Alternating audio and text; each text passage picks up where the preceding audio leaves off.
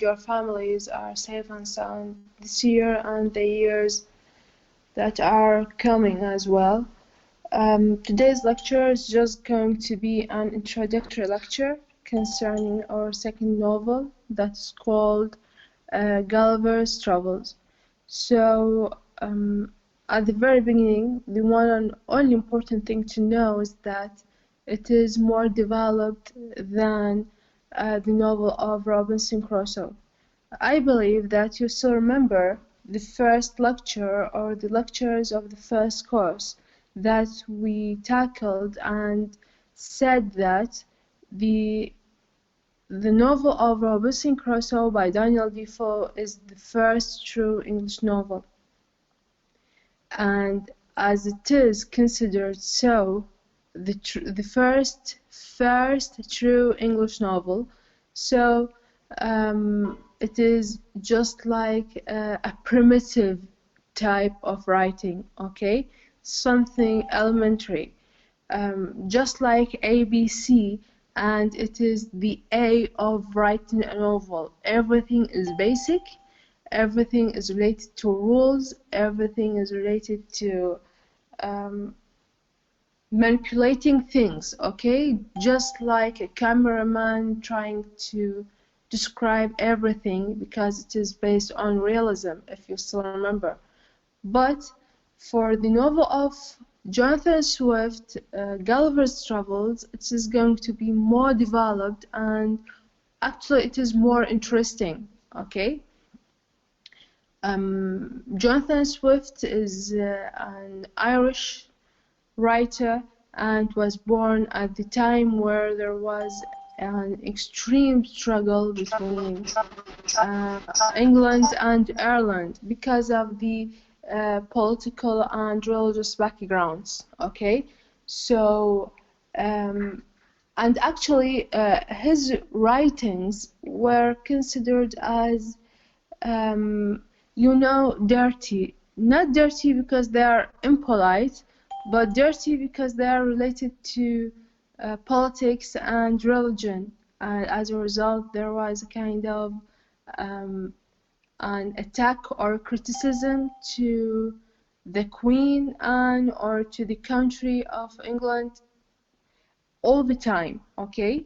So he had an extreme and extremely bad situations with the government of England. And for sure, because of his background, he was attacked most of the time. And actually, he was in prison when he published his novel Gulliver's Travels. Pay attention. He was in prison when he published the novel of of Gulliver's Travels. It was published as a series of bedtime stories for children, but later on, after 10 years actually, people discovered that these bedtime stories actually are their stories, or actually they are attacking the government and the political and the religious systems they were handling, okay? So he was so brilliant, to be honest, and to understand why this ability or how he was able to manipulate this ability by convincing the community that it was for children, but the truth is it was for people, okay? It's simply because he used a technique or a literary style that is called satire, okay? Satire بالعربي معناه الهجاء, okay? And in less degree it is parody. البارودي هي المحاكاة الساخرة, okay? So he was trying to understand things by himself and trying to let the others understand what's going on, but indirectly, okay? The question is, what do you know about satire in general? Have you ever heard of someone who uses satire, or have you seen a TV show or a movie series that are filled with satire? Who can tell me? Can I answer? Yes, sure. Yes, I think it's more what I see from YouTube videos is it's some sort of, let's say, when they mock Donald Trump, the president, it's always satirical of how he dresses, how he acts. So it's some sort of mockery of how he behaves. Excellent. Excellent. Thank you very much, Haider. Right. Okay. What about the others? What do you think of satire? Anyone else with Haider can tell us something about his experience with satire?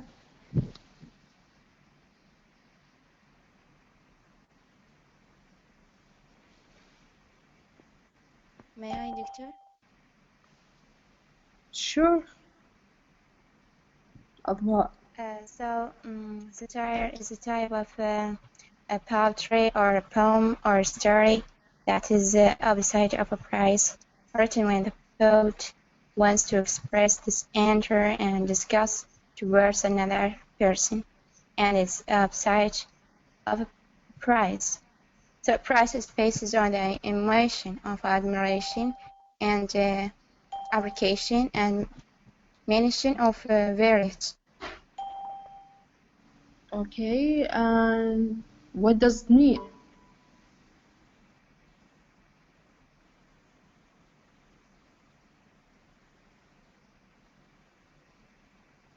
Okay, it's a good definition, but what does it mean?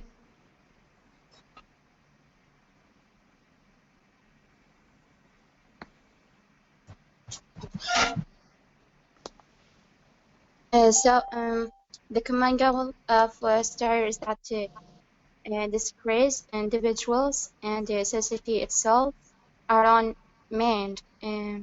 Usually it's meant to be funny, but the purpose is much greater for constructive social criticisms. Using it as a weapon. It's also used when we want to mention disadvantages of situations. Okay, thanks a lot, Adwa. Thank you. Yes, what about the others? Any more comments?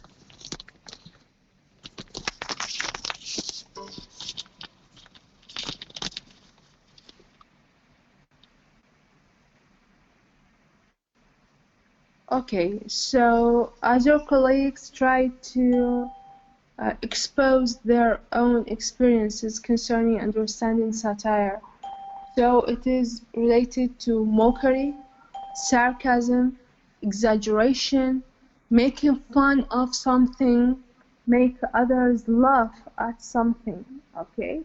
So it's kind of a process or kind of a mean to let the others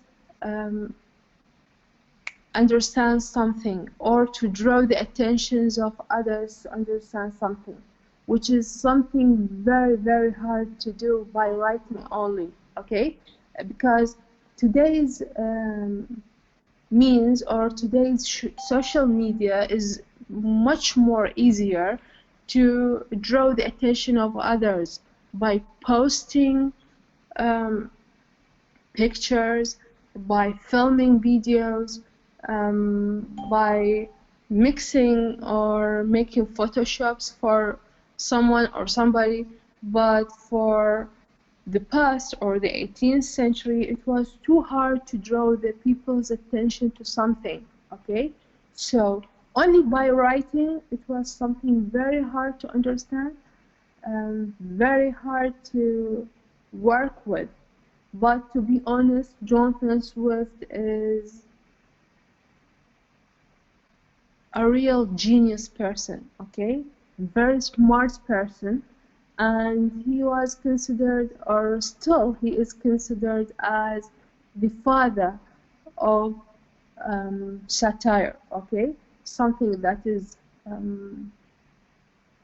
very interesting, very serious at the same time, okay? Because it is very dangerous in the first place. Okay, first of all, because of his background as an Irish English person and the attack of the government to him, and he was in prison because of these tendencies. So it was a work filled with harm, okay? Something that is not safe all the time.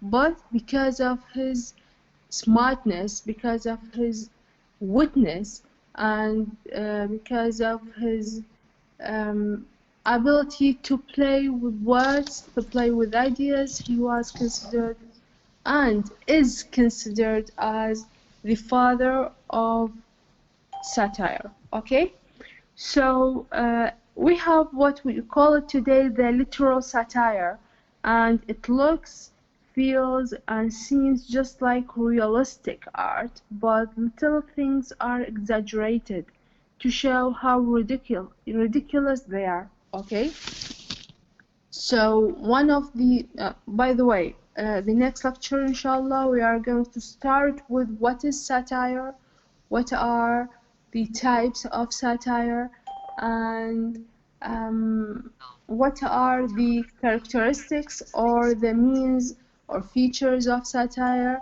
in addition to what are the means by which we can or what are the techniques of satire. Okay, how many techniques do we have we can follow in order to produce satire? So one of them is exaggeration, the other one is irony, the third one is parody and hyperbole, and so on and so forth.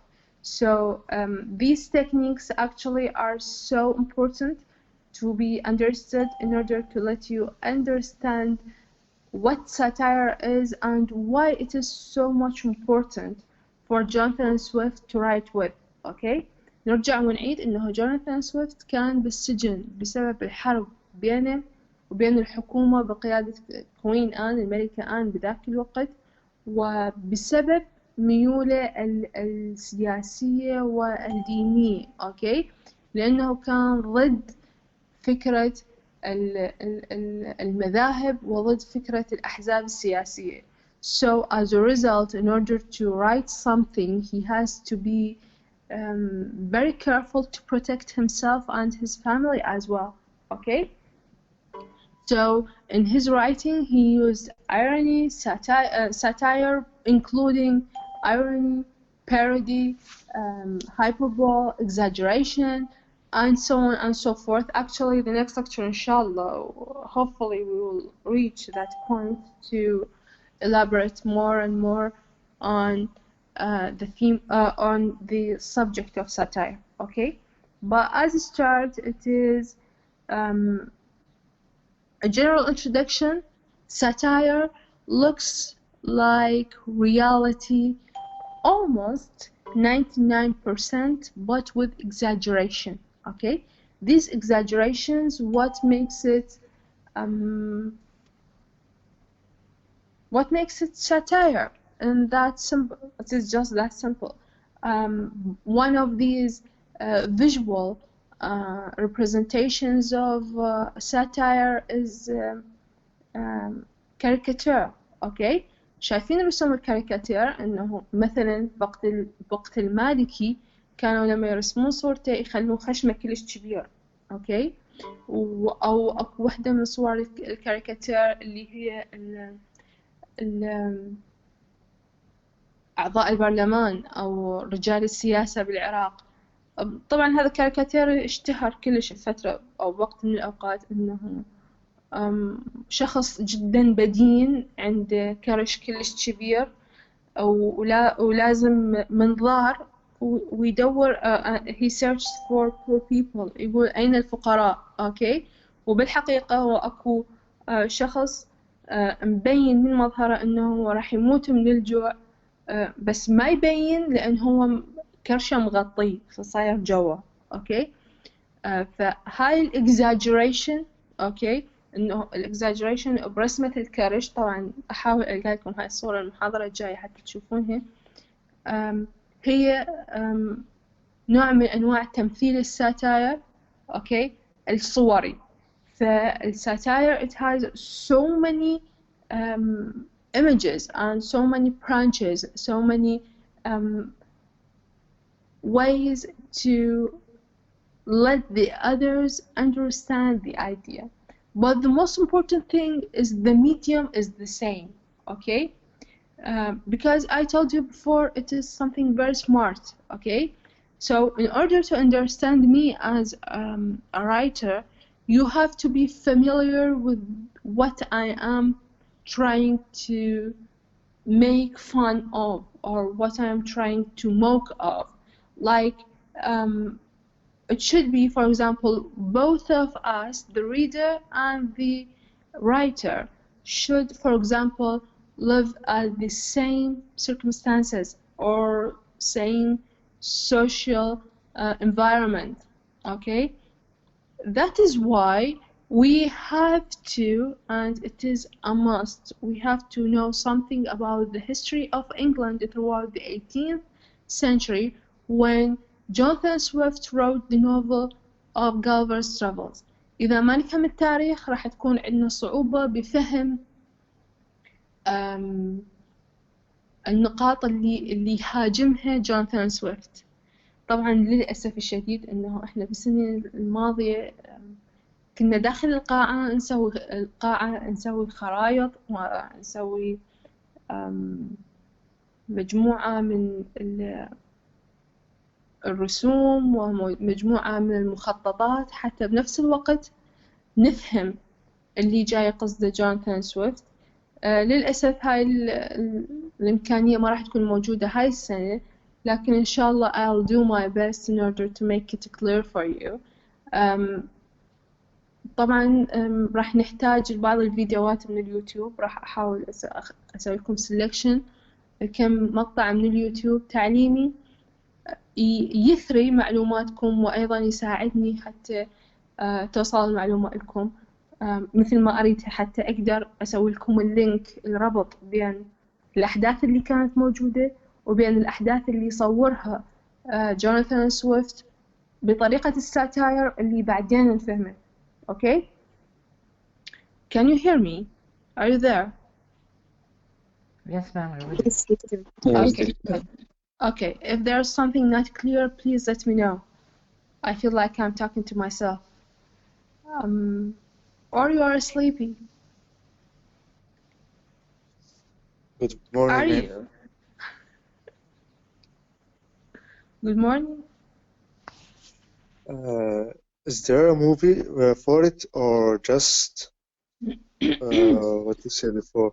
Yes, there are so many versions of the movie, and after understanding everything about the novel, okay, understanding the general ideas of the novel, I'll try to link one of them to you, or to post one of these links of movies, okay? Simply because I don't want you to pick randomly, simply because there are so many versions of the movie. And actually, look, this novel is a very important one. This novel is a very rich one, okay? To the extent that the cultures were in a fight in order to gain something of it. يعني لدرجة إنه الفيلم لما تمثل، أوكي، كانت هناك أكثر من إعادة لتمثيل هذا الفيلم وإدخال مجموعة من المؤثرات الخارجية، بحيث هذه المؤثرات تسرق هذه الثروة، تسرق ثروة هذه الرواية، أو تسرق الأفكار اللي بهذه الرواية من خلال إدخال عناصر جديدة. مثلا واحدة من الأفلام طبعا اللي هو أعتقد النسخة الأخيرة كانت إنه دخلوا بها الجاز، أوكي، الجاز ميوزك. نسخة 2010 الجاز ميوزك هاي American، أوكي، and for sure jazz music and the jazz in general as a literary movement, actually it has so much suffering. It's something very important. within the American literature, okay? But it is not related to England or to the English heritage, okay? When they try to mix these things as if they are trying to make a theft, okay? جاي يحورون بالتاريخ، التاريخ هذه الرواية حتى يعتبر أنه جزء من الإرث الأمريكي، أوكي؟ طبعا صارت عليه قضايا هواي ومحاكمات ثقافية ودولية كلش هواي. طبعا هاي الناس اللي تهتم بثقافتها وتهتم بتاريخها وتهتم بحضارتها، أوكي؟ That's why later on we are going to discuss these things together. But for the time being, we are just going to discuss some general notes, understanding satire, and when we start reading the text, I am going to nominate one of the best versions of the movie, of the novel for you that are filmed, okay? بس بالمحصلة أو as a general thing, you have to be sure that no copy of a movie to the novel is the exact 100%. Okay? No, there is any novel. Okay? They are just right. giving general headlines, okay? Because of so many other factors, like when they film a movie, for sure they want audience, they want something to attract the attention or to draw the attention of the public. So for sure there are more drama, more fantasy, or even more action, okay? So thank you, Hassan. Later on I'm going to post one of these links for the movie to watch it, okay? All right, thank you, sir. Okay, you're welcome. We have what we call it today the unrealistic satire. It's like Gulliver's Travels, okay? It is the unrealistic satire, the one that is related to Gulliver's Travels and also to Animals Farm, if you ever heard of it, okay? By George Orwell, مزرعة الحيوان. Both of them actually are unrealistic satire. They are fantastic places and unrealistic settings, serve as metaphors for the world we live in, okay? So they are using Jonathan Swift and George Orwell. They're both using metaphors, okay, in order to make links between the world we live in and the characters or the worlds they try to create, okay? The importance of satire lies in the idea of making people laugh, okay? When you make fun of someone or something, the purpose of it is to let the others laugh, right? So in this case, they are going to be more relaxed and willing to engage with the speaker or the artist. So in this way, the writer draws the attention of the reader in a very smart and relaxed way, okay? When people see things that aren't them, but who do the same things they do, they can look at those things more objectively, okay? As if you are part of the scene, you are part of the action, but when you see others in the same situation and you look from outside, you are going to be more objectively, okay? You are going to be more curious, more thoughtful about the situation, about how people will interact and how people will understand the life itself, okay? So this is the most important idea of satire. It makes others understand everything, but in a relaxed way, using laughters, using fun in order to send and receive messages, okay? Are you following me? Is that clear for you? Yes, ma'am. I'm following. Yes. Okay, good. So this is almost everything about as an introductory note about satire. So now we are going to know something about the novel of Gulliver's Travels. First of all, the novel of Gulliver's Travels includes 4 parts, okay? And each part of them deals with certain society, okay? And I'm going to elaborate more on this topic just moments from now. Well, Gulliver's Travels, it is a novel written by Jonathan Swift. It is part of the travel narrative, okay? سامعين أكيد بال letter narrative وال travel narrative هي أنواع من أدب رحلات؟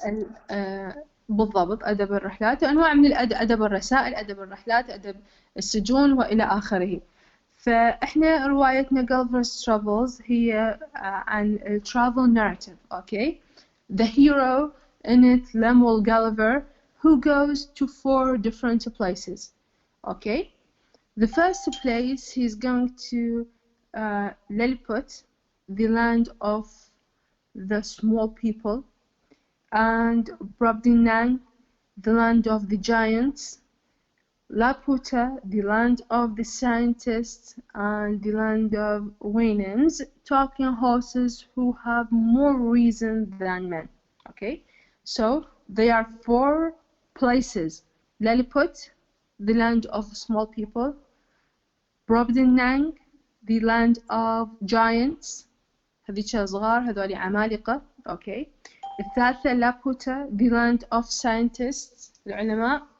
And 4 the land of Waynems, talking horses who have more reason than men. راح نشوف إنه هنا أكو talking horses واللي يمثلون البشر اسمهم الياهوز. Okay, Waynems and Yahoos. Yahoos are the most unwanted features in men are going to be elaborated there. So each one of them is trying to each place of them actually Jonathan Swift tries to make people think, okay, and make comparisons between their situation and the places he's going to. So the first place is Lilliput. Swift makes fun of people's pettiness. For example, 2 political parties fight furiously over which end of the egg should be cracked. Okay. طبعا احنا ما راح نقدر ناخذ ال4 أماكن أو ال4 رحلات، راح نكتفي بالرحلة الأولى فقط اللي هي to Lilliput، راح ناخذها بالتفصيل. وراح ندرس الساتاير بيها البوليتيكال ساتاير بالتفصيل. طبعا in this part Jonathan Swift tries to focus on people's pettiness, okay. وهنا احنا راح نضطر ندرس التاريخ السياسي والديني لإنجلند بهاي المرحلة، okay. Because for example he makes a scene where people are fighting and having a severe harmful issues to both parties because of their idea of how to crack the egg from the big end or the small end. شلون يكسرون البياضة من الجزء المدبب للجزء المدور، الجزء الكبير للجزء الصغير. Okay, and it's a very serious problem for them. Okay, actually this is a representation, or this is a satire for the Protestant and Catholic groups. Okay, well he يعني for Jonathan Swift, he tries to say, well, we are both on the same side, why you are trying to make 2 different things. It's okay, when you crack the egg, whether from the big end or the small end, you are going to eat it, right? So what is that for? Well, throughout the novel, we will know that one of the ancestors of the emperors, واحد من أجداد الإمبراطورية اللي كانوا موجودين, when he tried to crack the egg, he cut his finger, and that is why they changed the other side of cracking the egg. Something very silly to depend on, okay? بهاي السذاجة جوناثان يصور المذاهب الدينية، أوكي؟ أنتوا تعبدون نفس الإله، وأنتوا عندكم نفس النبي، وأنتوا عندكم نفس الإنجيل، مو صحيح؟ فهذا اختلاف البروتستانت والكاثوليك على شنو؟ You have to be more thoughtful concerning these bloody wars about something that is not important. طبعا الكارثة الحقيقية إنه طبعا لازم تخلون ببالكم إنه إحنا هاي روايتنا السياسية بنسبة 90%، خصوصا البارت الأول اللي إحنا أغلب الوقت راح يكون عندنا reference لوضعنا اليوم بالعراق، وعليه لازم تنتبهون الفقرة مهمة جدا. إحنا ما علينا بأي توجه سياسي، إحنا طلاب علم، إحنا أكاديميين، أوكي؟ ما علينا بأي توجه حزبي، ما علينا بأي توجه سياسي. هاي النقطة الأولى. النقطة الثانية، ما علينا بأي توجه ديني، ما علينا بأي مذهب، أوكي؟ إحنا راح نحاول ننطي حقائق لا أكثر. تخالف أو تساند هذا رأيك الشخصي. اللي راح أقوله داخل المحاضرة هو علمي 100%، إلى علاقة بالبحوث اللي أجريت من قبل الأساتذة قبلي، أو البحوث اللي أجريت من قبل الباحثين الحاليين، أوكي؟ فالكلام هو scientific 100%، ما إله علاقة بأي توجه ديني أو سياسي شخصي، تمام؟ إحنا دراستنا objective، أوكي؟ يعني مو شخصية، وإنما something went wrong. Please try again. إلها علاقة بطبيعة المادة وفهمها. Can you hear me clearly? سمعوني زين؟ Yes, دكتورة. Okay, good. So the first part is to Lilliput, and as I told you, just as that silly idea of cracking the egg, he was attacking the religious system, the other ideas of making fun of the political system are going to be more fun actually, okay? The other part or the other place is the Brobdingnan. By encountering giant humans, Gulliver shows us just how disgusting people are, okay? Actually, this part tries to how the person is proud of himself, okay? As a man, how you are proud of yourself as a creature and as at the top of the hierarchy of of everything that is created by God, okay?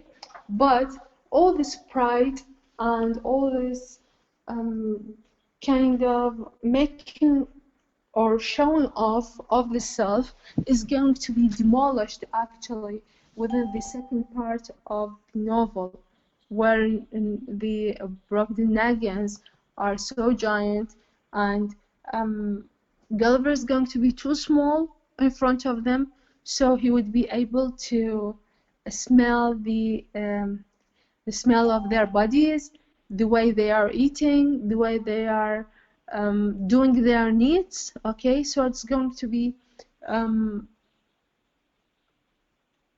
a bad look about people's habits.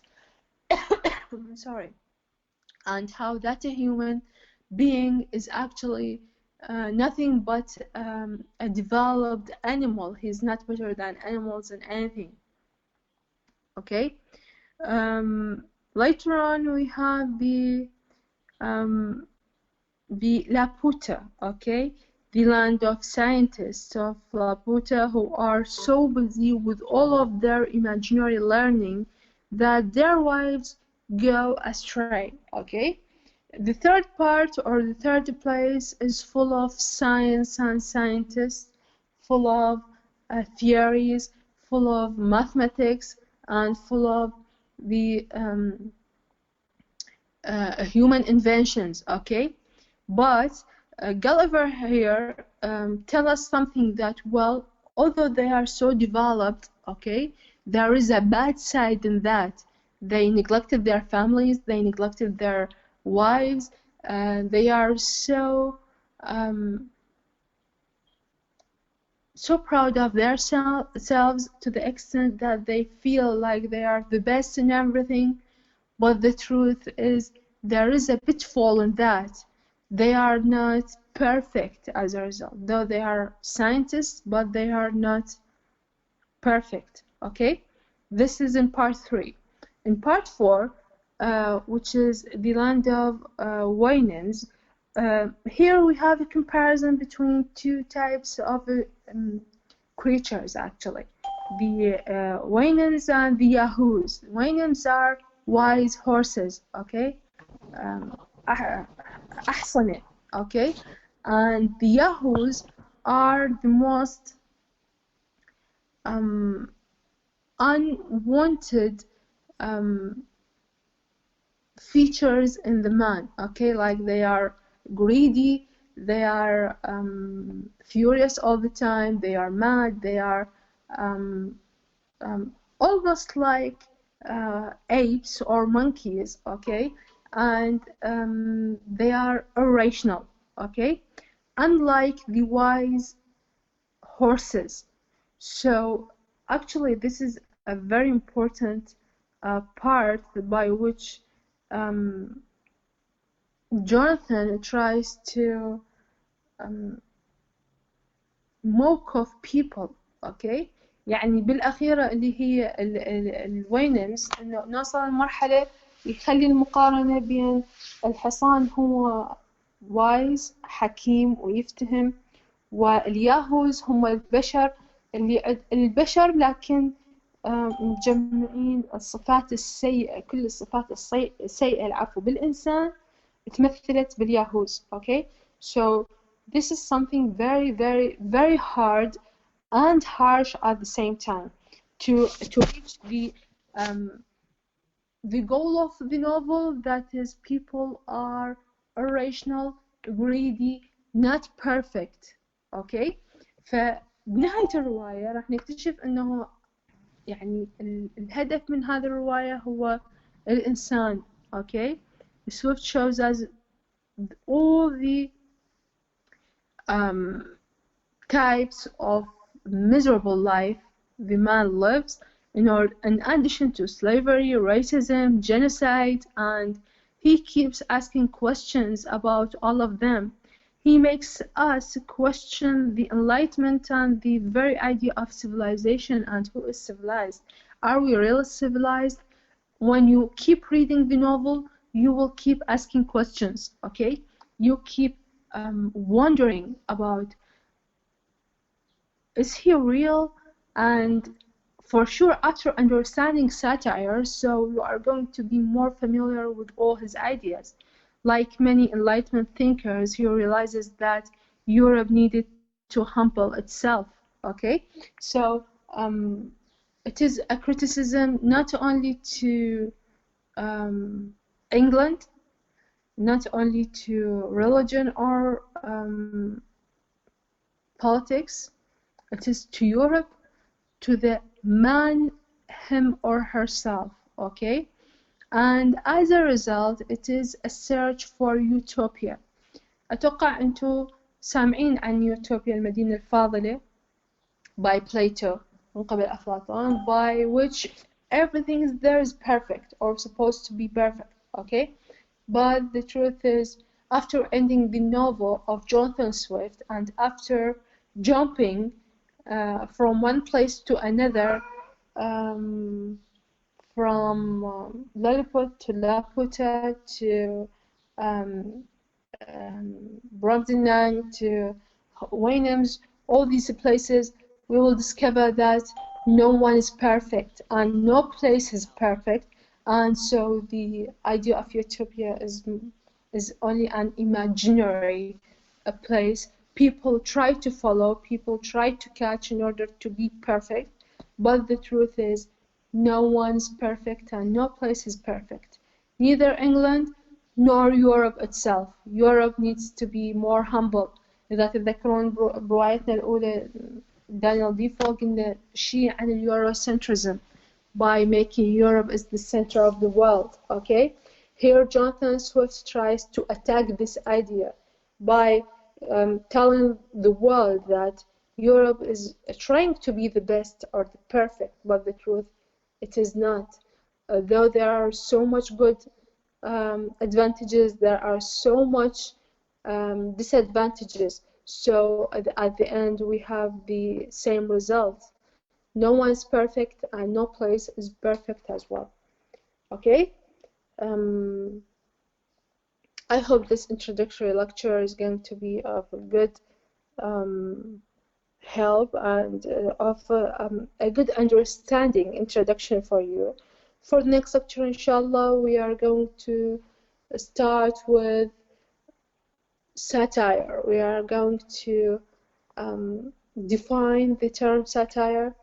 We are going to give general background.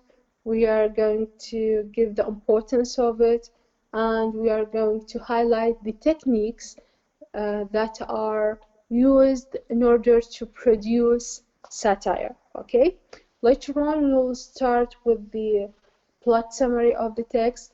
We will start reading the text, highlighting the satirical elements or the satirical elements implanted within the text. In addition, to understand something about the history of England regarding the politics and religion at the 18th century. Okay, when we finish all these issues, we will give a general highlights to the main themes within the novel and the writing style, just like what we have got in Daniel Defoe's Robinson Crusoe. Okay, so hopefully this lecture was of a good benefit for you, and I try to take your attendance. So please tell me if you have any questions or if you are wondering something. Just let me know. May I say something? Yes, sure. It's really interesting, this novel. What happens in it, like the satirical devices can be used in our society, like Right. the four worlds. It's more relatable than Robinson Crusoe. Yeah, right, right. I When we read it, we actually, if you are a good reader, you are going to be very intimate with the text. Okay, you will like it because every single line you are going to read actually will remind you of something in our society today. Yes, that is so true, and Yeah. it's. I remember I watched the 2010 movie, the American version. Okay. It's really, really different, and it's too Americanized, and it's funny. It's really funny, but Right. It's funny, but it is more American than it's too American. English. It's Yeah. really American. Yeah, 100% Americans because of the jazz and the references to places in America and the even the type of food.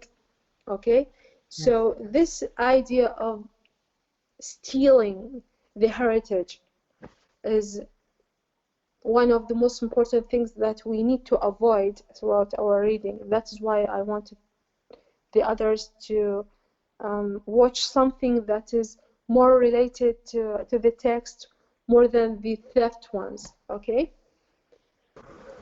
Doctor, can I say something? Yes, sure. Good morning, first. Good morning. Doctor, I think it's just a movie. You can't say it's stealing. Oh, okay.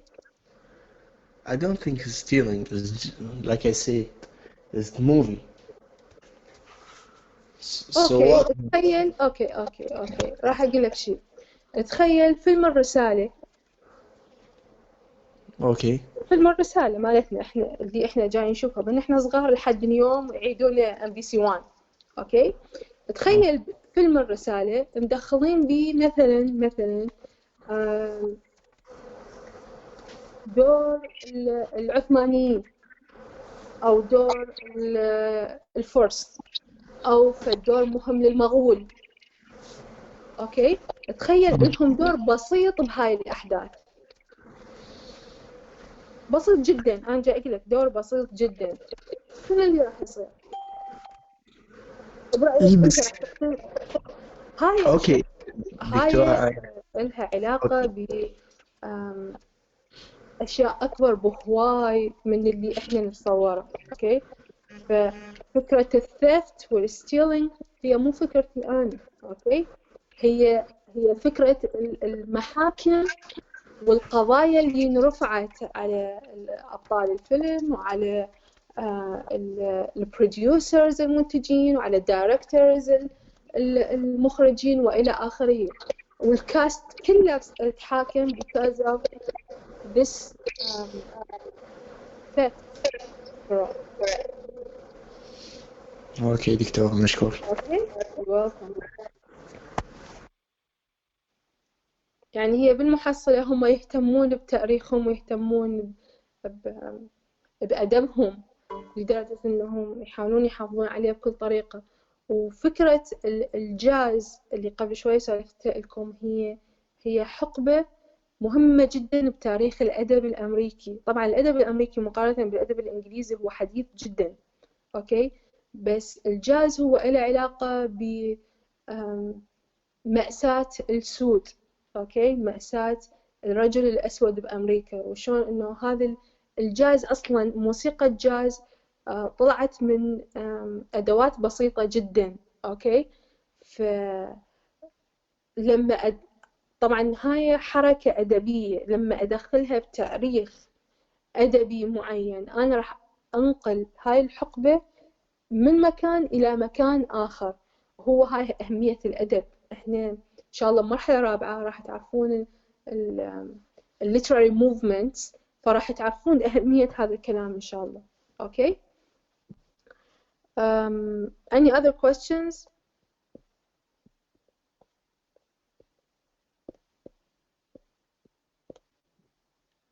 Anything else you want to ask? Okay, thank you all for joining the lecture today. Hopefully I'll see you next week, inshallah. Thank you all and goodbye. Goodbye. Goodbye. Thank you, Doctor. Goodbye.